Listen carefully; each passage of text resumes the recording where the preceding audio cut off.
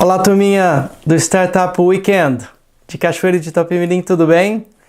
É um prazer estar aqui com vocês. Eu sou Gustavo Teixeira, médico psiquiatra da infância e adolescência e diretor executivo do CBRF Miami.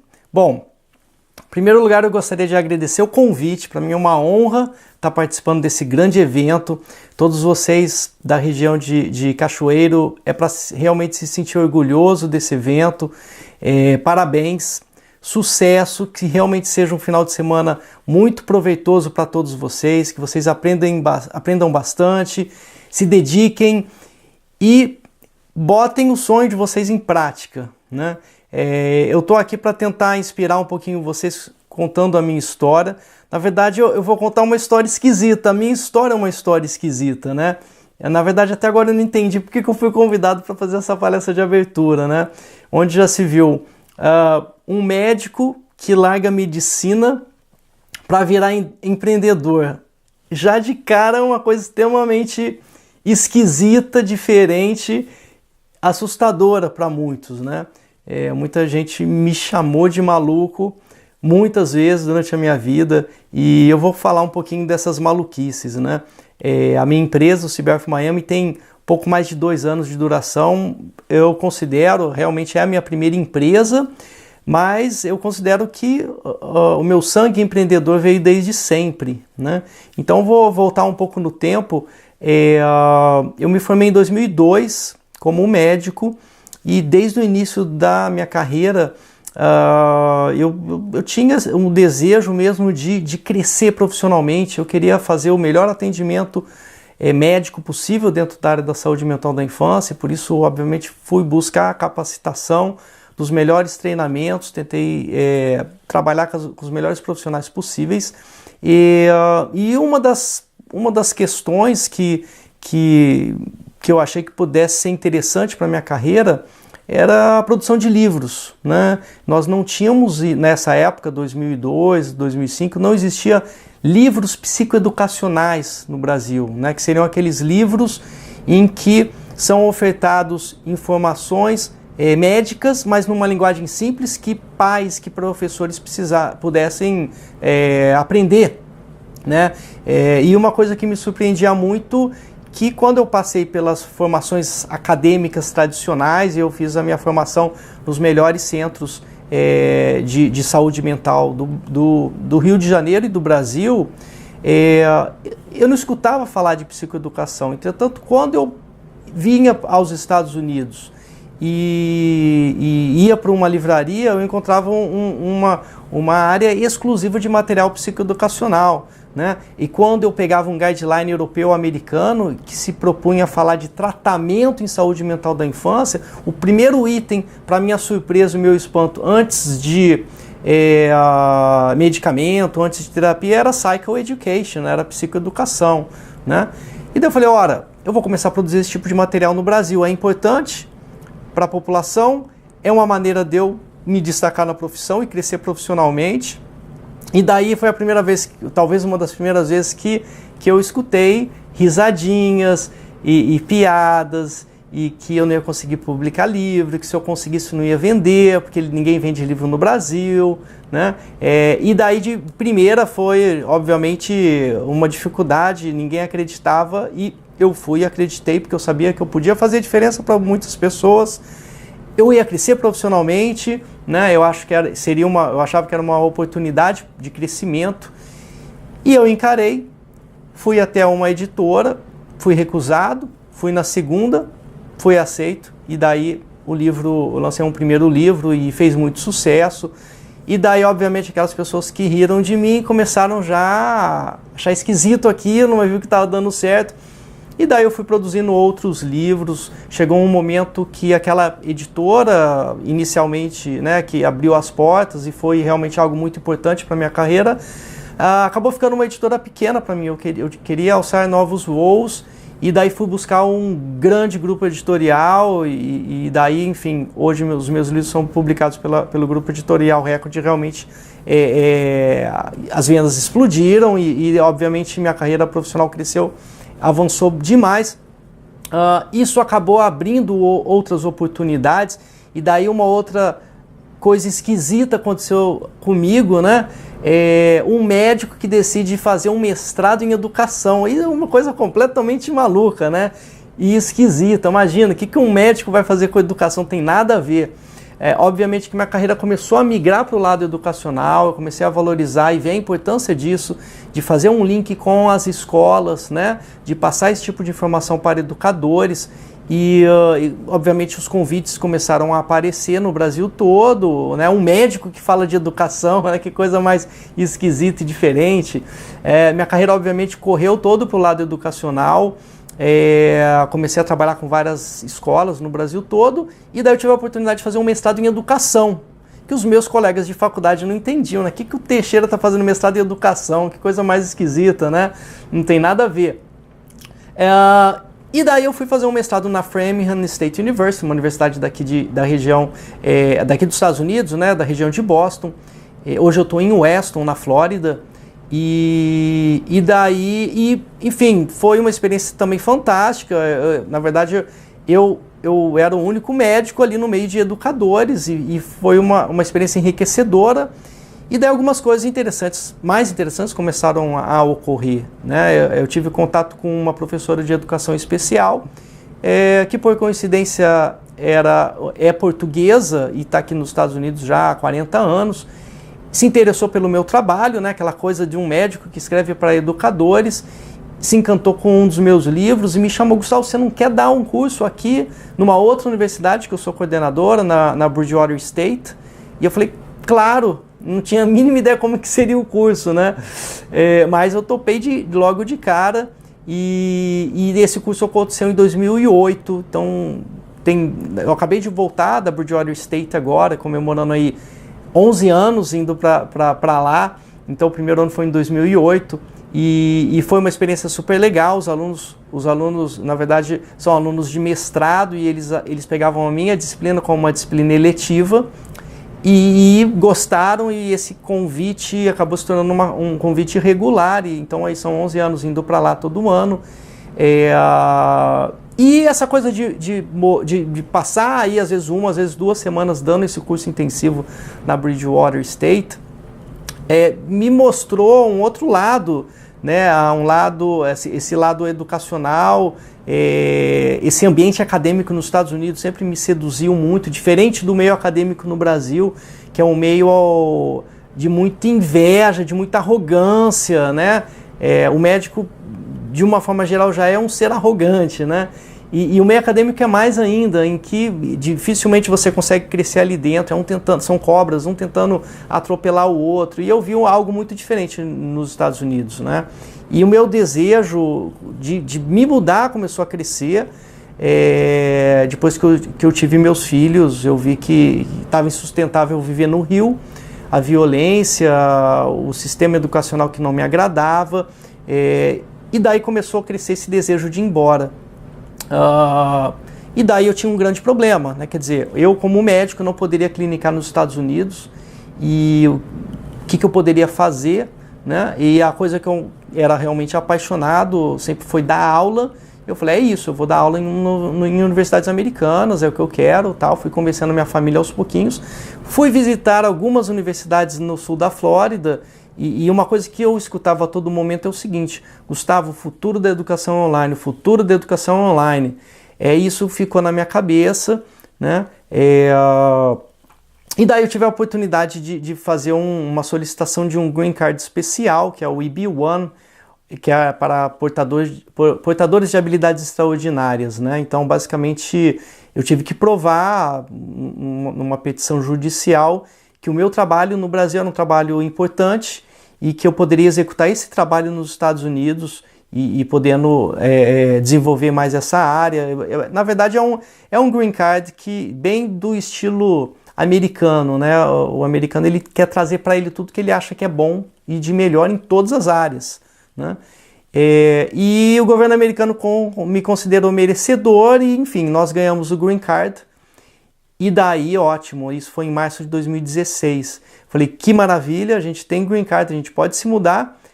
E agora? Né, o que eu vou fazer lá? Né, pela primeira vez na vida eu estaria desempregado, teria que buscar trabalho e como professor, e daí vem aquela questão de você correr atrás do seu sonho, né? Quer dizer, eu tinha dinheiro no Brasil, era um médico muito bem remunerado, minha consulta era cara, consultório particular lotado, sucesso com os livros, e daí de repente eu queria largar tudo para ter uma vida mais simples e mais feliz, né? Criando meus filhos num local legal, num local que eu acreditava que seria melhor para eles. Mas daí também surgiu uma outra questão. Eu falei, olha, eu quero ter uma fonte de renda no Brasil, né? Porque eu não sei como é que vai ser o início da vida nos Estados Unidos, eu não teria emprego ainda, não daria para eu ir para Boston, porque lá é muito frio, minha mulher não aceitou de jeito nenhum, tinha que ser Flórida, carioca, gosta de praia, e tinha que ser no sul da Flórida. Então, e daí começou minha batalha para a criação de uma escola de ensino online, que assim, esse seria o meu objetivo, pegar minha expertise dentro dessa área, meu networking muito grande com escolas, com professores, com psicopedagogos, e daí seria perfeito se não tivesse um pequeno problema. Não tinha a mínima noção de como criar um business, de como criar um negócio, e eu precisava de parceiros, ou um parceiro que entendesse do negócio, né, que sabesse um pouco dessa questão, e daí foi uma luta, né? E daí é aquela questão que a gente fala, não pode desistir nunca. Eu busquei pelo menos 5 ou 6 pessoas indicadas por amigos, indicadas por pessoas do meio, e todas recusaram. Todas recusaram, aliás, nenhuma delas quis sentar comigo para me ouvir, para conversar a respeito dessa galinha dos ovos de ouro aí. Com certeza se arrependeram depois, né? Mas que foi ótimo terem recusado, porque por uma outra questão de coincidências, eu acabei chegando ao meu sócio, o João Roberto Magalhães, que ele na época ele era o principal gestor de uma escola de negócios no Rio e tinha uma experiência muito grande com ensino online. E daí a gente uniu o útil ao agradável. Então a primeira dica que eu posso dar para vocês, enfim, é algo, inclusive eu vou mostrar aqui, né? É algo que eu falo no projeto Startup, publicado pela editora Bestseller, que é o seguinte, né? Tem um capítulo que a gente fala de sócios, né? Muitas vezes a gente, quando vai procurar um sócio, a gente busca aquele amigo que tem o mesmo conhecimento que você, que não vai trazer nada de novo para a empresa, mas aquela pessoa que você quer dar a mão para pular junto, quando você tem medo de pular sozinho, né? Então a primeira dica é fugir desse tipo de parceria. O ideal é que você procure um parceiro que te complemente, que tenha algo que você não tenha, que vai agregar mais valor à sua empresa, né? E daí a gente acabou unindo forças, alguém que tinha experiência, que sabia trabalhar em online, e uma coisa que eu aprendi desde cedo é que educação não é tecnologia, educação é metodologia, né? E daí a gente criou uma metodologia especial que pudesse suprir essa demanda, e seria aquela questão de criar uma empresa dentro dos moldes ao futuro da educação, né? Que eu escutei na Flórida, nas minhas visitas às universidades, tentando buscar a possibilidade de trabalho no futuro, né? Isso foi em 2014, o CBS foi criado em 2016, mas eu já escutava isso, as universidades realmente estavam indo online.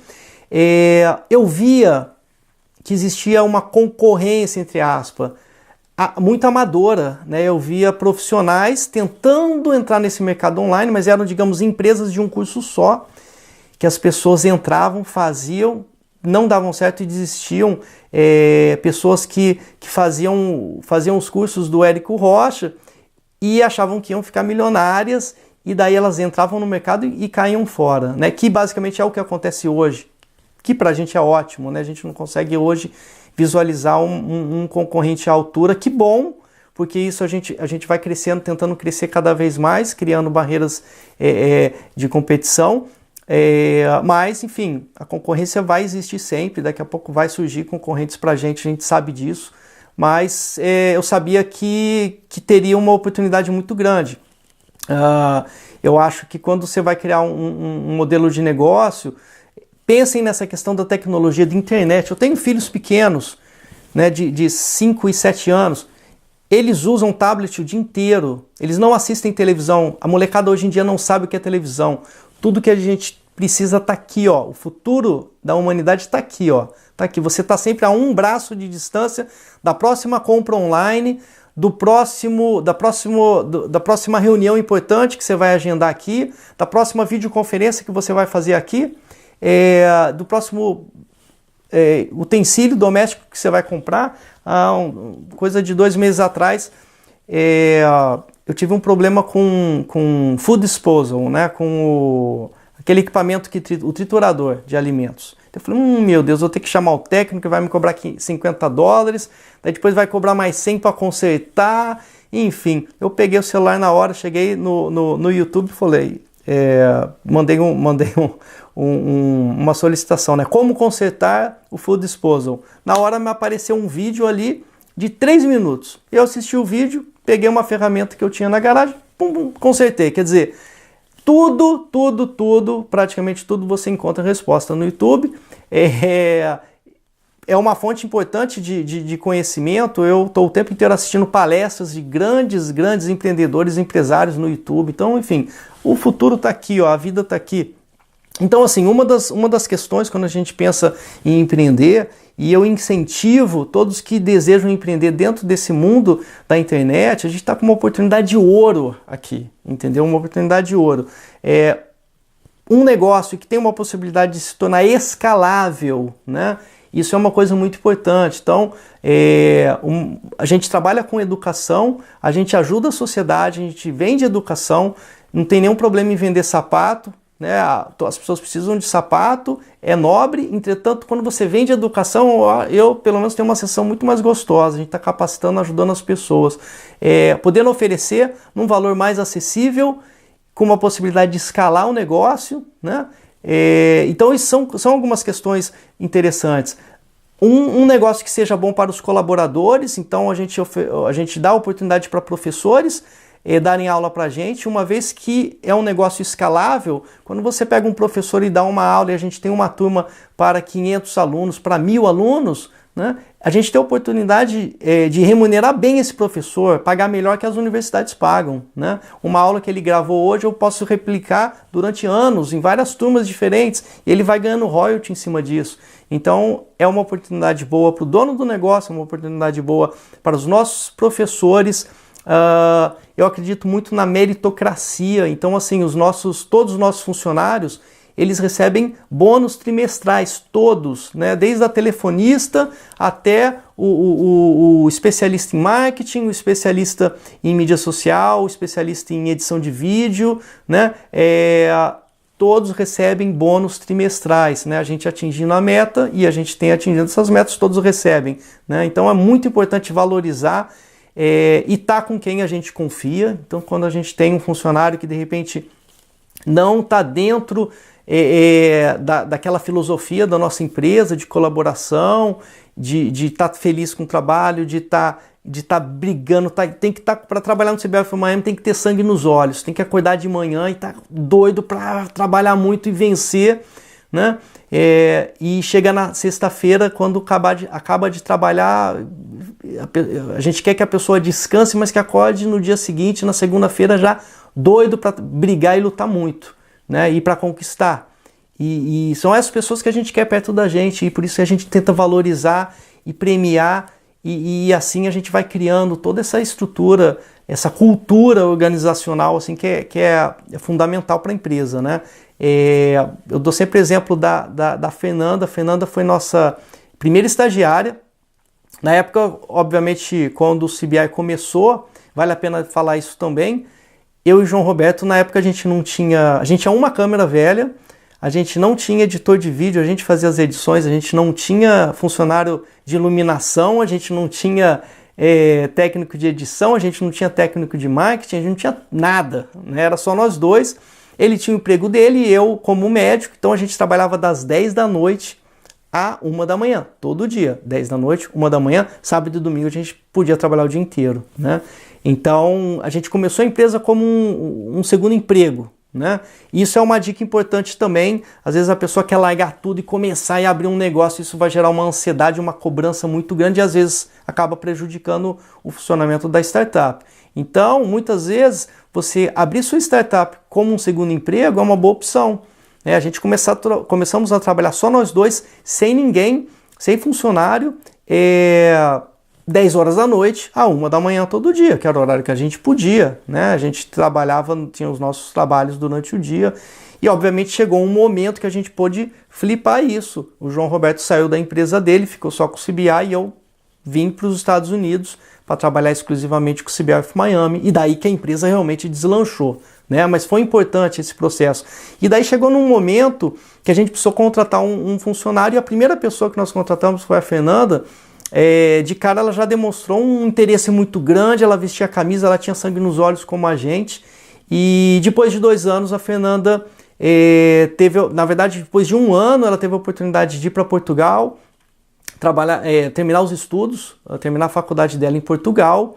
Ela começou como estagiária e graças ao que ela ganhava no CBI of Miami, ela pôde ir para Portugal para terminar os estudos, né? Hoje ela mora em Lisboa. E porque ela ganhava royalties mensais, inclusive, né? E se destacou e daí, enfim, a gente acabou permitindo essa oportunidade dela crescer e dela até vir a morar fora, né? Porque isso iria ajudar muito nos gastos dela. E hoje a Fernanda virou sócia, ela virou sócia do CBI of Miami. Então hoje ela está dentro do contrato social da empresa, porque, enfim, a gente julgou ela merecedora e ela cresceu, e assim a gente tenta trabalhar e motivar todos os funcionários, né, para a gente estar sempre crescendo, e é muito importante isso também. Outras questões importantes também, o legado que você vai deixar também, você tem que pensar nisso também, deve ser maior que o dinheiro que você vai ganhar, né? Quer dizer, a gente está construindo uma coisa legal, a gente está ajudando as pessoas, a gente está capacitando os professores, os educadores, os profissionais de saúde que fazem o nosso curso, eles têm a oportunidade de ajudar seus pacientes, seus alunos e podem multiplicar esse conhecimento. Então isso é outra coisa muito legal também. E é isso. Eu estou estourando o tempo, então eu quero deixar alguns recados para vocês. Em primeiro lugar, resumindo um pouco dessa minha história, foi breve, mas eu acho que já dá uma ideia da luta, né? As pessoas às vezes veem o sucesso e acham que é tudo fácil. Não é fácil não. A gente ralou muito e rala muito.